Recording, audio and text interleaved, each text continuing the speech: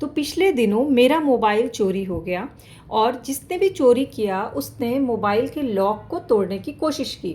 Lock तोड़ने की कोशिश में मोबाइल में जितना भी डाटा था वो सारा डिलीट हो गया, फ़ोन पे से लेके व्हाट्सएप, फेसबुक, जीमेल, सारा कुछ। और इस तरह से मेरा सारा डाटा जो है वो सुरक्षित हो गया। ये घटना सिर्फ एक घटना नहीं है, आए दिन हमारे चारों तरफ हम सब के घर में कोई ना कोई ऐसी इंटरनेट या मोबाइल फ़ोन से जुड़ी घटनाएं होती रहती हैं जिसके बारे में जिस दौरान हमें क्या करना है ये हमें पता ही नहीं है। Hello students, welcome back to my class. वैसे तो साइबर लॉ पेपर जो है वो एलएलबी का एक पेपर है और एलएलबी वाले स्टूडेंट्स को पढ़ना ही है, आंसर राइटिंग करना ही है, लेकिन कुछ बेसिक चीज़ें हैं जो हमें और आपको ज़रूर पता होनी चाहिए साइबर लॉ से रिलेटेड। तो आज का पहला जो ये क्वेश्चन है वो है, क्या होता है साइबर स्पेस, साइबर अपराध क्या होता है, साइबर क्राइम क्या है और साइबर क्राइम को रोकने के लिए क्या साइबर लॉ या विधि बनाई गई है। तो बहुत ही आराम से तसल्ली से इसको सुनिएगा और समझने की कोशिश करिएगा। बेसिकली ये सारी चीज़ें जो जुड़ी हुई हैं वो कंप्यूटर से जुड़ी हुई हैं, इंटरनेट से जुड़ी हुई हैं और आईटी एक्ट 2000 में जो बना था उससे जुड़ा हुआ है। तो सबसे पहले आपको कंप्यूटर का बेसिक चीज़ समझना होगा कि कंप्यूटर क्या है। तो कंप्यूटर हम आज से तो नहीं, काफ़ी टाइम से जान रहे हैं कि कंप्यूटर एक मशीन है जिसमें हार्डवेयर होते हैं, सॉफ्टवेयर होते हैं, जिसमें प्रोसेसिंग सिस्टम होता है, ऑपरेटिंग सिस्टम होता है, जिसमें एक स्टोरेज होता है जहां आपका डाटा जो है वो स्टोर होता है, कुछ इनपुट डिवाइस होते हैं, कुछ आउटपुट डिवाइस होते हैं और कम्युनिकेशन सिस्टम होते हैं। इन सब को मिला करके बनता है कंप्यूटर। तो बेसिकली कंप्यूटर की जो विशेषताएं हैं वो दी गई हैं आईटी एक्ट 2000 में, धारा 2 में दिया गया है। तो कंप्यूटर में क्या होगा, हाई स्पीड डाटा होगा और कंप्यूटर ये सारे कीवर्ड्स है जो आपको समझना है। एक इलेक्ट्रॉनिक मशीन होती है जिसमें मेमोरीज होती है जो आपके डाटा को स्टोर करता है। ये सिर्फ कंप्यूटर ही नहीं, आपके मोबाइल से रिलेटेड भी है। मोबाइल भी इसी तरह से वर्क करता है। तो उसमें एक हार्डवेयर आता है जहाँ पे आपका डाटा जो है कलेक्ट होता है, एक सॉफ्टवेयर होता है जो दो तरह के होते हैं, एक एप्लीकेशन ऑपरेटिंग सिस्टम वाले सॉफ्टवेयर जो बाय डिफ़ॉल्ट आपके मोबाइल या कंप्यूटर में होते हैं, जो आपको सेटिंग्स मिलते हैं, और कुछ ऐसे सॉफ्टवेयर होते हैं जो आप अपनी सुविधा के अनुसार से अपनी ज़रूरत के हिसाब से यूटिलिटी सॉफ्टवेयर डाउनलोड करते हो। वो सारे सॉफ्टवेयर हो गए आपके यूटिलिटी सॉफ्टवेयर। इसके बाद कंप्यूटर या मोबाइल में आपके नेटवर्क होता है, चाहे वो वायरलेस नेटवर्क हो या माइक्रोवेव नेटवर्क हो, कम्युनिकेशन डिवाइस हो जैसे कि local area network, MAN, MAN, वैन, और ये सारी चीज़ें क्या है, ये नेटवर्क्स के टाइप हैं जो हम लोग पहले से कंप्यूटर में, हम अगर आपने पढ़ा होगा बेसिक नॉलेज तो कंप्यूटर के बारे में ये सारी चीज़ें पता होगी। डाटा क्या होता है, जो जैसे कि आपके मोबाइल में आपका डाटा क्या है, तो आपके ईमेल में जितने मेल है वो आपका डाटा, आपके पास जितने कॉन्टैक्ट सेव है वो आपका डाटा, आपके पास जितनी फ़ोटोज़ और वीडियो सेव है वो आपका डाटा है। तो साइबर स्पेस में संग्रहित जो भी चीज़ें हैं वो चाहे आपका पर्सनल हो या फिर आपकी कंपनी से रिलेटेड है जहाँ आप ऑफिशियल काम कर रहे हैं उनसे रिलेटेड, वो सब क्या कहलाएगा, डाटा कहलाएगा। और ये किस में दिया गया है, एक्ट के धारा 219 में दिया गया है। अब इसके बाद प्रोटोकॉल क्या होता है। प्रोटोकॉल होता है कंप्यूटर में कुछ नियम को फॉलो करना होता है, प्रोटोकॉल का एक सेट होता है वो फॉलो करना होता है, उसी को कहते हैं प्रोटोकॉल। जैसे मोबाइल का भी एक प्रोटोकॉल होता है, कंप्यूटर्स का भी प्रोटोकॉल होता है। उपयोगकर्ता कौन हो सकता है, ये पर्टिकुलर एक इंसान जो है वो कंप्यूटर या मोबाइल यूज़ कर सकता है, कोई ऑर्गेनाइजेशन जो है अपने व्यवसाय के लिए, मनोरंजन के लिए कंप्यूटर यूज़ करती है। तो इन सब से जो कंप्यूटर का बेसिक हमने जाना उसी से हम समझ जाएंगे कि साइबर स्पेस क्या होता है। तो साइबर स्पेस बेसिकली क्या है, एक वर्चुअल वर्ल्ड है जो दिखता नहीं, आभासी है। लेकिन अगर आपको कुछ फैक्ट्स के आधार पे मैं बताऊं तो साइबर स्पेस का पहली बार प्रयोग किया था विलियम गिब्सन ने, कहाँ, 1984 में अपनी उपन्यास न्यूरोमैंसर में इन्होंने किया था। और उन्हें बताया कि एक वर्चुअल दुनिया है, एक ऐसा क्षेत्र है जहाँ सब कुछ ऑनलाइन होता है, चाहे आप ऑनलाइन किसी से बात कर रहे हैं, चाहे आप अपना फ़ोटोज़ यानी कोई भी डाटा ट्रांसफ़र कर रहे हैं। और सबसे बड़ी बात कि ये सारा पूरा वर्ल्ड जो है इससे कनेक्टेड है इंटरनेट के थ्रू। सारे कंप्यूटर इंटरनेट के थ्रू एक दूसरे से जुड़े हुए हैं जिससे वो डाटा एक्सचेंज करते हैं और IP प्रोटोकॉल को फॉलो करते हुए करते हैं। ये कहला जाता है, जैसे ही आप डाटा ट्रांसफ़र करते हो कहता है डिजिटल इन्फॉर्मेशन हो गया। जैसे आप एल्बम में फ़ोटो देखोगे तो वो एल्बम है, उसी तरह से अगर आपकी गैलरी में फ़ोटो और आप व्हाट्सएप या मेल के थ्रू किसी को ट्रांसफ़र कर रहे हो, शेयर कर रहे हो, तो वो डिजिटल इन्फॉर्मेशन हो गया। इससे ई-कॉमर्स भी होता है, इसमें मनोरंजन भी होता है, यानी कि ये डे बाय डे कंटिन्यूस क्या हो रही है, प्रोग्रेस कर रहा है ये इंटरनेट। ऑब्वियस है कि हम लोग अब इंटरनेट के आदी हो चुके हैं, इंटरनेट से हम लोग पढ़ाई भी कर रहे हैं, इंटरनेट से हम व्यापार भी कर रहे हैं, इंटरनेट से ही पूरी दुनिया चल रही है। और इंटरनेट यानी कि साइबर स्पेस से, यहाँ पे एक चीज़ मैं मेंशन करूँगी कि कभी भी इंटरनेट और साइबर स्पेस को एक चीज़ मत समझिएगा। साइबर स्पेस वो है जो इंटरनेट के द्वारा चलाई जाती है, दोनों जो है एक दूसरे दूसरे के पर्यायवाची नहीं है, बल्कि साइबर स्पेस इंटरनेट के माध्यम से ही चलता है। तो साइबर स्पेस का मतलब क्या है? कोई एक अदृश्यमान प्रौद्योगिकी है जो इंटरनेट के द्वारा इंफॉर्मेशंस को आदान प्रदान करती है, और ये दिखता नहीं है लेकिन इसको छुआ जा सकता है, और इसके द्वारा हम ई कॉमर्स करते हैं, ईमेल करते हैं, ई लर्निंग करते हैं, ई गवर्नेंस करते हैं, और पूरी दुनिया जो है क्या बन गई है? एक ग्लोबल विलेज बन गई। सब www के थ्रू एक दूसरे से कनेक्टेड है। और ज़्यादा ये लोकप्रिय कब हो गया? 1990 के दशक में। अब आगे बढ़ते हैं। देखो, साइंस हमेशा से हमने बचपन से ही पढ़ा है कि विज्ञान वरदान है या अभिशाप। उसी तरह से कोई भी टेक्नोलॉजी आती है ना, तो उसके पॉजिटिव और नेगेटिव दोनों होते हैं। तो जब साइबर आया, यानी कि साइबर स्पेस आया, तो उससे रिलेटेड साइबर अपराध शुरू हो गया। अब ये एक ऐसा अपराध है जो कंप्यूटर में, कंप्यूटर के नेटवर्क्स के द्वारा, कंप्यूटर के जो भी उपकरण हैं उनके द्वारा किया जाता है। और इसमें कई तरह के आपराधिक गतिविधियां होती हैं। जैसे कुछ अवैध गतिविधियां होती हैं, जैसे किसी का मोबाइल हैक कर लेना, कोई कंप्यूटर हैक कर लेना, किसी का डाटा हैक कर लेना, फिशिंग करना, किसी की आइडेंटिटी चोरी कर लेना। आइडेंटिटी चोरी करना मतलब जैसे क्रेडिट कार्ड्स हैं, कोई किसी का सिग्नेचर वो करना, कोई वायरस के थ्रू, जिसको बोलते हैं मालवेयर, एक वायरस का नाम है, पूरा वो कर लेना, मतलब करप्ट कर देना किसी सिस्टम को। ये सब क्या पार्ट है? साइबर आतंकवाद का। तो साइबर अपराध की भौतिक सीमा तो है नहीं। जैसे कि मान लीजिए कहीं पे क्राइम हो रहा है, कहीं पे 3 लोगों का मर्डर हो गया, तो समझिए कि बनारस में मर्डर हुआ, तो वो भौतिक सीमा क्या है कि बनारस में मर्डर हुआ तो बनारस पुलिस, वहाँ की पुलिस लगेगी, ज़्यादा से ज़्यादा यूपी पुलिस इसमें इन्वॉल्व होगी। बट इसमें क्या है कि साइबर क्राइम की कोई भी भौतिक सीमा नहीं है।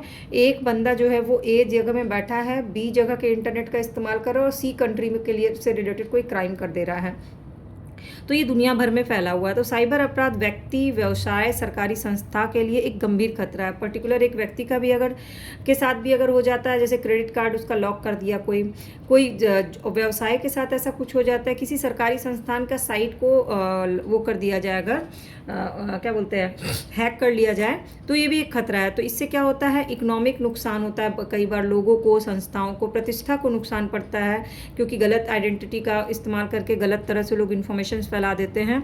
रिकॉर्ड्स जो होते हैं उसको हानि पहुंच जाती है। तो ये सारी चीज़ें क्या है? ये साइबर अपराध है, साइबर क्राइम है। अब इसके बाद आईटी एक्ट में देखा गया तो साइबर अपराध को परिभाषित किया गया। तो कंप्यूटर के माध्यम से, कंप्यूटर की कार्यप्रणाली से जो छेड़छाड़ की जाए, ये दोनों ही क्या है? साइबर अपराध है।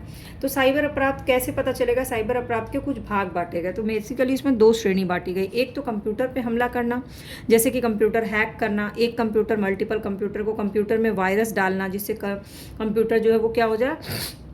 हैक हो जाए। डॉस पर, यानी कि किसी के ऑपरेटिंग सिस्टम, किसी कंप्यूटर के ऑपरेटिंग सिस्टम पे हमला करना। दूसरा ऐसे अपराध जिसमें कंप्यूटर के हथियार के रूप में प्रयुक्त किया जाता है, जैसे साइबर आतंकवाद, जो हम लोग आगे पढ़ेंगे। कॉपीराइट का कैसे उल्लंघन होता है, आईपीआर कैसे तोड़ा जाता है, इंटेलेक्चुअल प्रॉपर्टी राइट्स किसी का। ये सारे जो है ना अलग अलग क्वेश्चन ही हम डिटेल में आगे करेंगे। आज मैं आपको बेसिक पहले बता रही हूँ। किसी का क्रेडिट कार्ड से धोखाधड़ी करना। तो इसके अलावा होता है व्यक्ति के विरुद्ध व्यक्तिगत साइबर अपराध होता है, किसी पर्टिकुलर एक इंसान के लिए अगर किया जा रहा है। संपत्ति के विरुद्ध साइबर अपराध होता है। सरकार के विरुद्ध साइबर अपराध होता है, जैसे सरकार की वेबसाइट हैक कर लेना, और पूरी राष्ट्र की संप्रभुता पर हमला करना। तो व्यक्ति, संपत्ति, सरकार, संस्था के विरुद्ध साइबर अपराध होता है। अब साइबर अपराधियों का भी वर्गीकरण किया गया है। एक तो होता है शुद्ध हैकर, जिसका काम होता है कि वो टेक्निकली बहुत स्ट्रांग है और उस टेक्निकल स्ट्रांग होने का फ़ायदा उठा के वो हैकिंग करता है। एक होता है पहचान चोरी, किसी की आइडेंटिटी, जैसे कि डिजिटल सिग्नेचर या क्रेडिट कार्ड, डेबिट कार्ड, या फिर किसी का वोटर आईडी कार्ड को हैक कर लेना, इस तरह से वो हो गया पहचान चोरी करना। तीसरा होता है साइबर आतंकवादी, यानी कंप्यूटर नेटवर्क को हैक करके कोई क्राइम करना। चौथा होता है वायरस, किसी के कंप्यूटर सिस्टम में या पूरे ऑफिस के कंप्यूटर सिस्टम में वायरस ट्रांसफ़र करके। और पांचवा होता है फिशर, यानी कि धोखे से किसी को ईमेल भेजना, और ईमेल जैसे ही वो क्लिक करेगा उसका मोबाइल या कंप्यूटर जो है वो क्या हो जाएगा? हैक हो जाएगा। तो जब अपराध बढ़ने लगा तो भारत में भी साइबर अपराध के कानूनी प्रावधान बनाए गए। तो मुख्यतः 3 अधिनियम बनाए गए। एक तो आईटी एक्ट 2000, दूसरा भारतीय न्याय संहिता 2023, और तीसरा है साइबर अपराध से संबंधित छोटे छोटे सेल्स बनाए गए। सबसे पहले आईटी एक्ट देख लेते हैं, क्योंकि यही पूरा साइबर लॉ का बेस है। आईटी एक्ट में कुछ धाराएं इंपॉर्टेंट हैं। पहले है धारा 65, उसमें कहता है कि कंप्यूटर स्रोत से छेड़छाड़ करना, उसके लिए कानूनी प्रावधान है। धारा 66 कहता है, 66 कहता है कंप्यूटर की हैकिंग करना, ये आपको लर्न करना पड़ेगा। ये हो गया 65 कंप्यूटर स्रोत से छेड़खानी करना, 66 कंप्यूटर की हैकिंग करना, 67 कोई भी अश्लील सूचना प्रसारण जैसे किसी का MMS बनाना, 70 जो है वो गोपनीय सिस्टम में अनधिकृत कोई ऐसा सिस्टम है जिसमें डाटा को गोपनीय रखा गया उससे छेड़छाड़ करना। 72 है किसी की निजता का, प्राइवेसी का उल्लंघन करना, किसी की फ़ोटो एडिट करके पोस्ट कर देना। जैसे 73 में झूठा हस्तांतरित डिजिटल प्रमाण पत्र, गलत साइन करके किसी का डिजिटल प्रमाण पत्र बनाना। ये धारा 65, 66, 67, 70, 72, 73 के अलावा अब आते हैं भारतीय न्याय संहिता की धारा। भारतीय न्याय संहिता की धारा 77 कहता है दृश्यता है के बारे में है। 78 है महिला को स्टॉक करने से रिलेटेड, जैसे इंटरनेट पे ही अगर किसी की आईडी को बार बार फॉलो कर रहे हैं तो वो स्टॉकिंग हो गया। धारा 318 में फर्जी वेबसाइट बना के किसी को वो करना, गलत इन्फॉर्मेशन देना, और जैसे कोई फर्जी वेबसाइट किसी एजुकेशन एकेडमी का बन गया, आपने इनरोलमेंट ले लिया, फीस पेमेंट कर दिया, पता चला कि वो फर्जी वेबसाइट है। उसके बाद धारा 336 है इलेक्ट्रॉनिक रिकॉर्ड से रिलेटेड है। धारा 356 है ईमेल से अपमानजनक संदेश किसी को भेजना। धारा 353 है ईमेल द्वारा धमकी देना। ये सब है भारतीय न्याय संहिता का 77, 318, 336, 356, 353। ये आपको बेसिक चीज़ें हैं वो याद करना पड़ेगा थोड़ा सा आपको, क्योंकि इसके बिना तो साइबर लॉ अधूरा है ना। अब आपके साथ अगर कुछ भी होता है ऐसा, जैसे फर्जी वेबसाइट पे आपने लॉगिन किया और आपने अपना डाटा शेयर कर लिया, फीस पेमेंट कर लिया, तो आप कैसे जाओगे? तो साइबर लॉ ये जो न्याय संहिता की धारा 318 के तहत आप उस पर जो भी चीज़ें लिखी हुई उस हिसाब से फॉलो करोगे। अब आता है विशेष सेल क्या होता है, तो हथियार एवं दवा का ऑनलाइन बिक्री के लिए एक अधिनियम बनाया गया। जैसे सरकार क्या प्रयास कर रही है, तो साइबर अपराध का पंजीकरण होगा, साइबर पुलिस स्टेशन छोटे छोटे हर जगह बनाए जाएँ। साइबर अपराध का पंजीकरण के बाद Indian computer emergency response team, अगर कोई इमरजेंसी आती है तो कंप्यूटर को कैसे रोकना है, तुरंत डाटा को कैसे वो करना है, कंट्रोल करना है। CDEC सिस्टम, केंद्रीय फॉरेंसिक लैब सिर्फ जो है वो वैसा ही नहीं होता बल्कि वर्चुअल भी होता है, मतलब कंप्यूटर के भी लिए।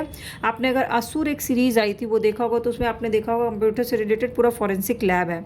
साइबर अपराध के लिए जागरूकता लोगों में फैलाना, जो कि मैं भी कोशिश कर रही हूँ। भारत में डाटा सुरक्षा रहे, डाटा सुरक्षा परिषद बने, उसके लिए एक समन्वय केंद्र बनाना। कार्ड लोगों का सुरक्षित रहे, जो भी कार्ड वो लोग बनवाते हैं। साइबर कानून का प्रचार प्रसार लोगों तक करना, और वायरस अगर किसी के सॉफ्टवेयर में प्रयोग हो रहा तो उसको रोकने का प्रयास करना।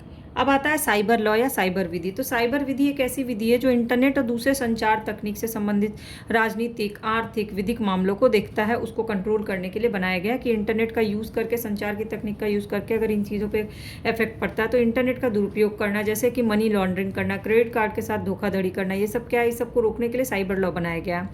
तो जैसे कहाँ कहाँ होता है धोखाधड़ी, ई-कॉमर्स में होता है, इंटेलेक्चुअल प्रॉपर्टी राइट में होता है, डाटा के प्रोटेक्शन, जो आपका डाटा है उसको प्रोटेक्ट करना बहुत ज़रूरी है, साइबर क्राइम से रोकना जरूरी है, डिफॉर्मेशन होता है, जैसे इंटरनेट और सोशल मीडिया पे आजकल डिफॉर्मेशन बहुत होता है, तो इसके लिए साइबर विधि साइबर स्पेस के कैसे विनियमित करती है वो देखते हैं।